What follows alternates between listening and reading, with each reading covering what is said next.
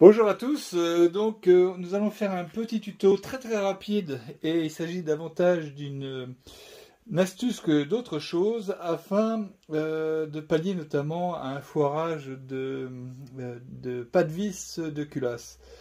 Alors c'est vrai que quelquefois on bricole, on est un petit peu pressé, on resserre la bougie légèrement en biais et on a l'inintelligence de forcer un petit peu.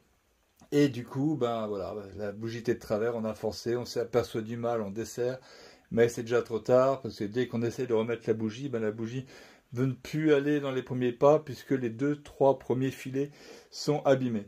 Alors il est vrai que si vous avez forcé comme un tordu et que vous avez cassé tous les pas de vis, tous les filets, mon astuce ne marchera pas forcément, parce que là vous serez bon pour un taraudage.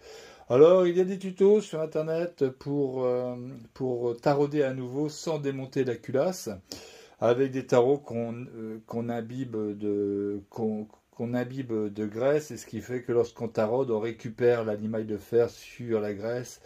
Bon, écoutez, pourquoi pas, je pense qu'il y en a un petit peu qui tombent dans le moteur aussi, mais bon, aux deux, trois premiers coups de compression, on peut espérer que ça parte dans les pots d'échappement. L'astuce que je vais vous montrer consiste aussi à refaire les deux, trois premiers filets d'un pas de vis de culasse sans pour autant tout démonter. Alors là, je vous ai mis une culasse démontée à titre d'illustration, histoire que euh, ça soit plus vivant. Il s'agit ici d'une culasse PRV en aluminium. PRV, Peugeot, Renault, Volvo, ça c'est un moteur notamment d'Alpine A310.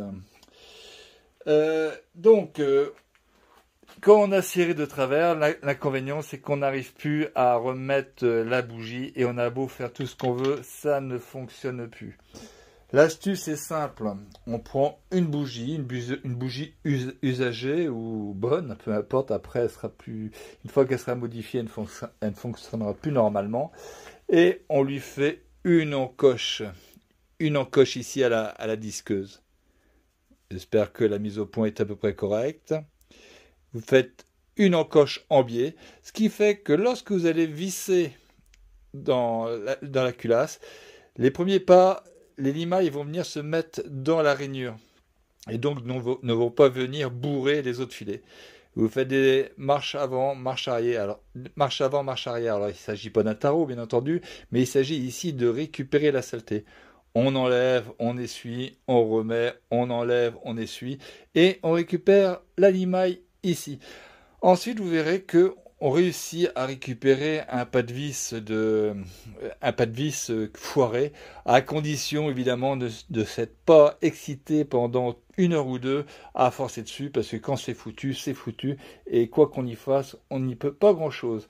Cette astuce devrait vous permettre de repartir quand vous bricolez un dimanche, vous foirez légèrement, ben ça vous sauve la mise.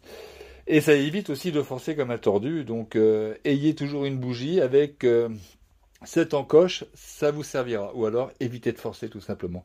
Moi, cette expérience m'est arrivée sur un V8 un petit peu difficile d'accès.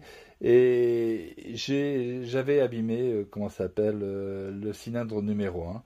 Avec cette astuce, j'ai récupéré. Donc, je vous fais part d'une expérience vécue et d'une astuce qui a totalement fonctionné. Donc, je répète, si c'est foiré, faites un taraudage avec des tarots dédiés, avec la graisse qui récupérera la limaille et le piston en position haute. Mais honnêtement, avec ça, vous devriez vous en sortir. Sinon, un taraudage, bon, ça se fait pas n'importe comment. Je pense que si vous avez foiré un pas de vis de culasse, c'est que vous n'êtes pas forcément très doué en mécanique, surtout si vous l'avez foiré complètement. Donc de là à retarauder, je pense qu'il vaut mieux faire appel à un professionnel. Donc je répète, ceci est juste une astuce qui peut vous sauver la mise si vous l'utilisez.